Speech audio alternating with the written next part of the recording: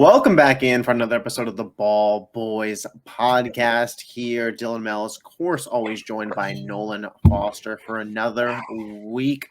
NFL, man, the season's flying by. We're a third of the way through already. Sucks. It feels like it just started yesterday. Hopefully everybody's fantasy teams are doing good, avoiding injuries. Not too bad out there, but, somebody's got to win, somebody's got to lose. And speaking of winning and losing, let's talk about the best bets because we're both winners. 2-1 weeks from us. You moved to 10-8 on the season. I moved to 13-5. So out here making money. That's what matters most of all. When we look at mine, I had Washington plus 2.5. I told you they'd win the game outright, but we take spreads on the show, and I was right on both levels. I told you Ravens -4. I told you that Baltimore going over there on Monday and Tennessee going over there on Friday was going to be a difference. Tennessee looked very sleepy to start the first half. I think that's going to be a trend for those overseas games. And then I gave you Chargers plus 1.5. Didn't happen. It's what it is. Justin Herbert had an opportunity. I'll lose on the fact that I bet against the Cowboys. It'll pay off eventually. It always does. And then for your bets, you had Dolphins minus, I think it was 13.5, 12.5. I don't know. They covered either way.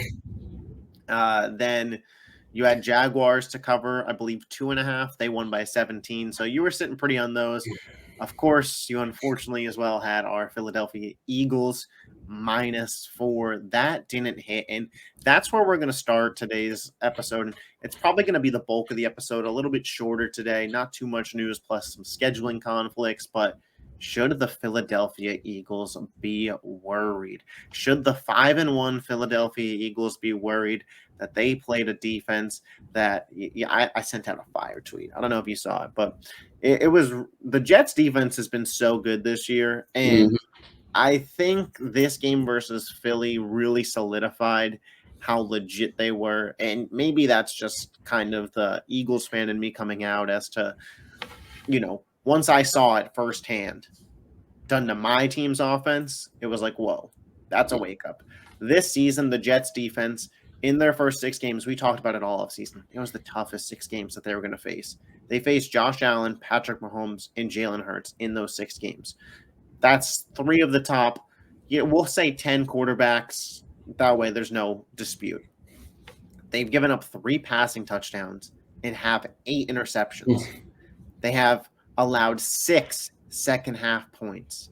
They haven't given up a touchdown to Josh Allen, Patrick Mahomes, or Jalen Hurts in the second half. 62 combined passer rating from those 3 quarterbacks and 8 sacks in those games. The Jets defense is legit.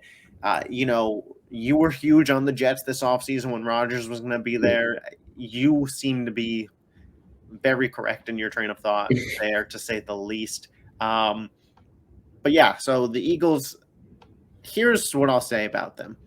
For the last 4 or 5 weeks, they've been playing a game of F around and find out. And this weekend, they found out. Jalen Hurts had perhaps his worst game as a starting quarterback, at least since last year, for sure. 3 interceptions, tied his career high. Not all of them were his fault. I'll say that the Goddard one, that's just an unlucky bounce. But, unlucky bounces happen in the NFL. And yeah, man, the offense, it hasn't been as explosive as last year. The team definitely misses Steichen. And now they go into the toughest 2-month stretch of any team in the NFL. Dolphins, Commanders play the Eagles tough. Dallas, bye week. Kansas City, Buffalo, Niners, Dallas, Seahawks. How worried are you as an Eagles fan, man? It's tough because I see both sides. Like you mentioned, the Jets D and that team is just ferocious, and it's crazy because I think Josh Allen got picked off 3 times in the first week, right? I think it was 3 times. I believe. Yeah, so it's insane how good they are on the defensive side, and it's probably the worst game for Lane Johnson to get hurt. And that absolutely killed them. It's super hard. Whoever on your line gets hurt, mid game. It's tough to adjust that quick, especially when it's Lane Johnson and that defense. Obviously, it's not easy. I will say that Brian Johnson, he was looking good, but this week I don't know what was going on. Obviously, the defense played a factor, but it was just looking not that great. And I think for me is the thing that really sucked is they really should have won that game. Jake Elliott missed that field goal. Yeah. And the end of the game, like Hurts, I don't know what he was doing. I think the game just kind of got to his head, and he was just kind of flustered from the pressure and all that, and he just forced it. So I think I am a little bit worried, but I'm not super worried. They're still 5-1, and they have a huge game Sunday, and I think that's the biggest test. I think Lane Johnson is gonna play. I think we'll see, but Yeah. if they could win that game or at least make it really close, like then I'll kind of see like how they are. But I think let's pump the brakes. The Jets have like looked really good against Mahomes and Allen and Hurts, so that's where I'm at now. I don't want to take anything away from the Jets with what I'm about to say here, because the Jets defense puts teams in positions to lose the game, and their defense makes plays. But Philly, it felt like they more lost that game than the Jets won. For sure, That's the feeling that I have from that game. Like no you second half mentioned, points. yeah, no second half points. Jake Elliott with that really uncharacteristic field goal miss. He's been the best kicker in football this year, I'd argue.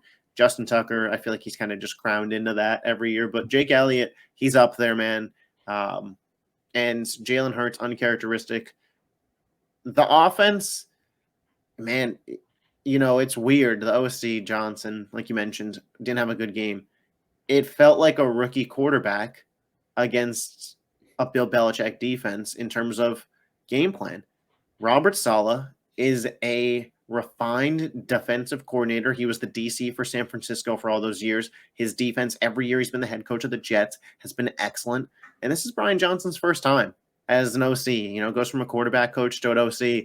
And talk about having to figure it out, man.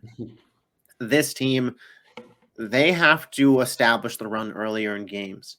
Yeah. And that's the truth of the matter. You have the best offensive line in football, and we saw it, and I've been clamoring for it, but we saw it in the second half of that game versus Tampa. Tampa Bay is a legit defense. Detroit struggled to score 20 on them. We dropped a decent amount, and it's because we established the run with Swift, with Gainwell, and it opened up everything for us. It opened up the play action. It opened up the RPOs. Brian Johnson, it seemed like he regressed as an offensive coordinator in this game. And again, we had the third down quarterback runs that were just always quarterback draws that it was, what the hell is going on here? Super. I was talking to my friends about this, and Hurts, they're making too many design quarterback runs. Obviously, just in general, like he's not producing as much, but still, like that's your QB1. Like if he gets hurt, like it's way out of hand. Jalen Hurts is more prime Russell Wilson than he is Lamar Jackson, and that's what people need to realize. Jalen Hurts, what makes him so special is his escapability and his ability to get out and make a big play if the play breaks down. Not these designed runs for him like you have with Lamar and Fields. The play where Jalen Hurts was stiff-arming the defender early in the game, held him off, and got that throw to A.J. Brown. That is what Jalen Hurts' mobility is at its best. Yes, he can squat 600 and the brotherly shove. That works, and that's cool. But Jalen Hurts isn't this run-first quarterback that Lamar Jackson is. And if you watch them both, I think you realize that. And I just think Brian Johnson at this point is trying to make Jalen Hurts something he isn't with these quarterback runs. You could even see that Jalen just doesn't look comfortable doing them. He very quickly slides. He's not Lamar, right? Like he's just not, and that's fine. Lamar Jackson is one of one. The Eagles offense, they have to start establishing the run with their running backs. And there's no reason that they can. It's the same O-line from last year. DeAndre Swift is more talented than Miles Sanders. I'll die on that. The team just misses Shane Steichen, and that's the truth of the matter. And, you lose an OC and a DC. That'll happen. The offense is too talented to not figure it out. That's what I'll say. I don't worry that come playoff time, the offense won't have it figured out. These next 8 weeks, they'll have to. My concern is the secondary. That is my biggest concern. This Eagles secondary is, one, banged up pretty bad. But two, this team misses CJ Gardner-Johnson, man. a field general out there playing safety, linebacker, nickel corner, whatever you need him to do, an absolute dog. The energy that he brought to the defense, he was a true defensive leader, and this is why Philly fans hated to see him go, man. Hated it. And I tweeted out a list of potential candidates. Howie's got to make a move, and it's got to be in the secondary. I think Jeremy Chin on the Panthers, that'd be the top guy. Young, affordable, on an 0-6 team. The problem is the Panthers don't own their own first-round pick, so they're probably not selling. However, they don't own their first-round pick, so they're probably looking to acquire some draft capital. Howie could get something done. I think Budda Baker, that was mentioned this offseason. I don't know if Jonathan Gannon sends him back to Philly. We'll see. Kevin Byard, that's a guy on the Titans. They seem like they're falling apart. Ryan Tannehill hurt. What's their season look like? And I think Jabril Peppers, man. I think Jabril Peppers on the Patriots is one that I haven't heard be talked about.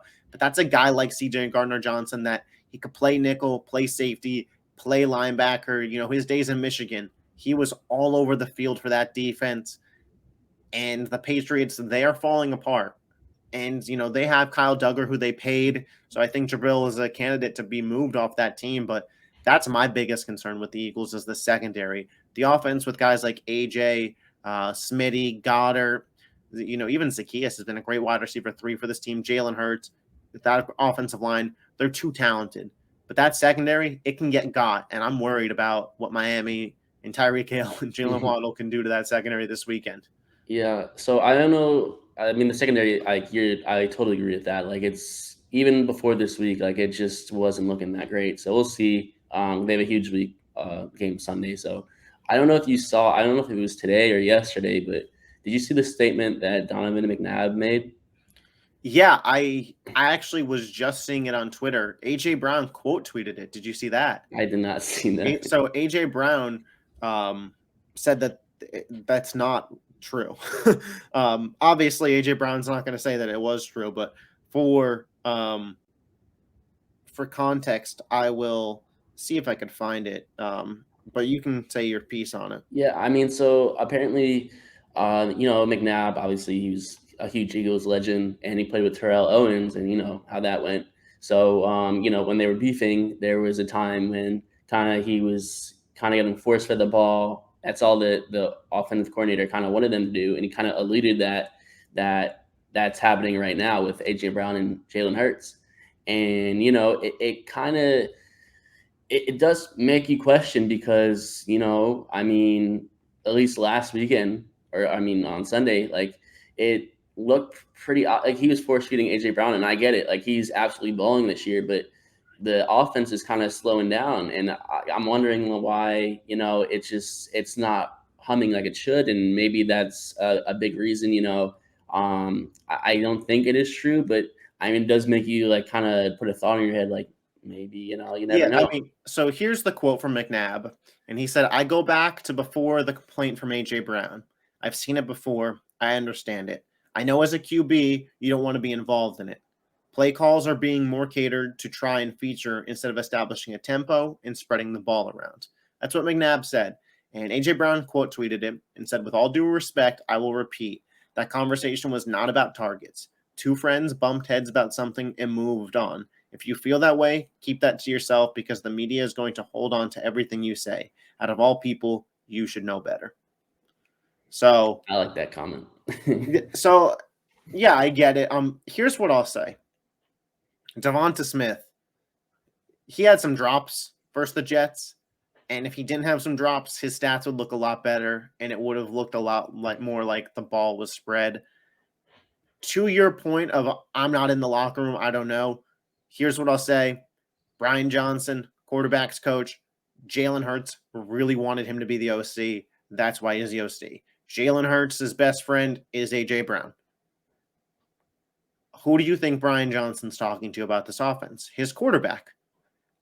It's not far-fetched to say that Jalen would say, let's get AJ more involved after that conversation. Whether it was, I need the ball more, AJ's upset, whatever the conversation was, it's not a far-fetched leap. I think McNabb may have some points to it. You know, anybody that's a Devonta Smith owner in fantasy, he hasn't been producing, and he hasn't been getting as many looks as I feel like he did last year. It very much so felt like 1A, 1B last year, and this year it feels very much like 1-2. So again, could just be the way that things have shaked out over a couple weeks. Smith had some down weeks last year. Maybe he's just getting it all out early. Like he said, he's got to catch the ball. He had 2 drops, I believe. One was really bad. One was about a 30, 40-yard gain over the middle with his yak. So, it sucks. I think this Miami defense can get got. I think we saw that with the Bills. I think we could be in store for a shootout on awesome game Sunday, the debut of the Kelly Green jersey. Mm-hmm. Here's what I'll say. And, you see the flag behind me, that we're Eagles fans. But if you've been watching the show for a while, this is something that I've always said. Mm-hmm. I know exactly what you're saying. Great teams off of a disgusting loss tend to come out and be a lot better the following week. And teams off of a really good high tend to be able to get punched in the mouth. So there's a reason Vegas has the line at Eagles -2.5. Really? Okay. I didn't even know the line. Yeah. A lot of people don't realize that. I mean, they're at home, like Philly at night, Sunday night, and that's Kelly Green's. Like, that's no joke, bro. And that whole line against that D line. And the energy is going to be there. Mm-hmm. And especially with the Phillies, that place is going to go bonkers. Yeah, Philly is a high-energy sports place right now. That's for sure. Put Bryce Harper in the stands of that game. Watch out. But, Philly, Philly's right there with San Francisco and Detroit now at 5-1. And Dallas is 4-2. So the NFC, Philly's got a tough road ahead. But, yeah, they really dropped the ball on Sunday. They had a chance to go 1-up against San Fran. That's what killed me. Yeah, both teams dropped the ball for sure. Both teams got to feel like, damn, we could have won that one. So I want to talk a little bit about the AFC, because that's basically the picture of the NFC. The AFC, man, it's such a logjam, and we knew it would be going into the season. But I want to kind of just talk about our top 3 teams in the AFC, and I'll go first here. Number 1, I clearly have Kansas City. For me personally, 5-game win streak, a top 10 defense in the NFL, and you have Patrick Mahomes, Andy Reid, and Travis Kelce. That's cut and dry. Number 2, I do have the Miami Dolphins, 5-1. They got once on a road game, divisional opponent Buffalo. It happens. Tyreek Hill is my personal MVP of the league at this point. This guy's on pace for 119 catches, 2,300 yards, and 17 touchdowns. Raheem Mostert, Devon Achane when he's back, the team is so explosive. And third, I think this is where the debate starts, where you could really put anybody in this 3 slot. I have the Baltimore Ravens, 4-2. Lamar Jackson, I got to watch him play this Sunday because he was overseas and really just got to focus in on their game. He is in control of that game. Does it feel like he has his hand on the joystick? I mean, the run plays that he makes, obviously, he's just crazy. Zay Flowers looks like the best rookie wide receiver in the class thus far. I tweeted, he reminds me of Antonio Brown, and I've been trying to hold off on a compliment like that, but man, did he look good. You still have Mark Andrews there, and that defense is legit. So those are my top 3, Chiefs, Dolphins, Ravens, in that order. How about you? Yeah, so mine's a little bit similar. Like you said, you could make an argument the Dolphins could be 1, but the Chiefs, they're Super Bowl champs, and they're still top of the division conference, so you still got to put them at 1. The thing that does worry me is that their offense does look a little bit shaky for right now, but we saw that last year how they started off a little bit slow on the offensive side. And they got a weapon like Tooney at the deadline. Yeah, so I mean, once November, December hits, like you'll probably get a sense of, I guess, how good they can be. So they're 1 for me. Miami's number 2. I mean, besides that one game against Buffalo, they've been absolutely kicking ass on offense and defense. So I'm super excited about Sunday, bro. Like, this is like a real test from both sides, and this feels like a huge college football game, right? I mean, like, it feels very similar to Penn State, Ohio State. Yeah, I'm gonna be shaking from that game, but it's gonna be a dope game, and I mean, for both teams, it could be a Super Bowl preview. I think this is probably the biggest offense game in a while because they always play the Bills always playing the Jets and Patriots, but this is a big test. So if you could get a big road win in Philly against a Super Bowl contender, like it's huge. So I got them at 2. And for me, 3, I know we mentioned this a lot over the offseason, but I think I got Jacksonville. I think Jacksonville, they had a tough loss a couple of weeks ago, but ever since that, they've been looking very good. Lawrence, I know, is hurt, but he should be all right, I think. Yeah, I think if anything, he only misses this week. Yeah. So they look really good, though. I mean, offensively, they got a lot of weapons. That was the big thing coming in, like we mentioned. They got Ridley Strange from Penn State. They I know added a bunch of guys, and then defensively they look good. So I mean, if they could get a home field advantage, obviously maybe not the 1 seed, but at least the 2 seed, that would be a huge get for them. And anything's possible once you make the tourney. So. Yeah, for sure. We were both huge on Jacksonville this offseason, so I don't hate it. I want to go back to something you said. You said that Miami could be won over Kansas City. I completely disagree. I think at this point in time, Kansas City has to be the clear-cut number 1 team in the AFC. This team is undefeated in games that Travis Kelce and Chris Jones play. Everybody is kind of forgetting week 1. They had no Kelce and no Chris Jones. Since those guys are back, they are undefeated. Isaiah Pacheco, the past couple weeks, he has really emerged. And we saw it in the playoffs last year. And coming into this season early, we thought, oh, man, maybe it was just kind of one of those playoff runs. He's looked outstanding. We know what Travis Kelce is. Might be the greatest tight end of all time. Patrick Mahomes might be the greatest quarterback of all time. And there's going to be wide receivers on the market. The crappy thing for the Chiefs is I think 2 of the best ones are in their division in Jerry Jeudy and Devontae Adams. So they won't be getting either of those guys. But Tampa Bay just lost. It's a slippery slope before Mike Evans becomes available. And man, would I hate to see that. But another sneaky one.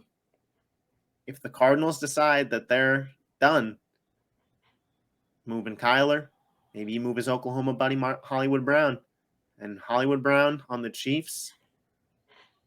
Hey, he's super underrated. That's as close to Tyreek Hill as you're going to get for Kansas City back there. But that's all we got for today's episode. Like I mentioned, a little bit shorter today. We'll be back this Thursday, of course, for our best bets preview show. You don't want to miss that. And then I'm sorry, that's not Thursday. That's Friday. What am I saying? Saturday, another NBA pod as the season is about to kick off. I'm not sure exactly what the full plan is. We may have Matt from the College Kids on to talk NBA futures. If not, we'll probably just do playoff predictions and finals picks. Maybe we'll fit all of that into one episode. All the NBA stuff hasn't been worked out yet. But again, Ball Boys, 3 days a week. Tuesdays, Fridays, Saturdays. You're going to start seeing more clips on the socials. If you were here now, you were here before the blow up. Make sure you give me and Noel a follow on Twitter. Make sure you follow the College Kids Experience on Twitter. They are the best when it comes to sports betting. I believe they're, 14-5 in the playoffs, something like that. They hit 7 of their last 8 bets in a row. They're just printing money for you. Make sure you check them out. Subscribe to the channel. Until next time. Peace. Go Phils.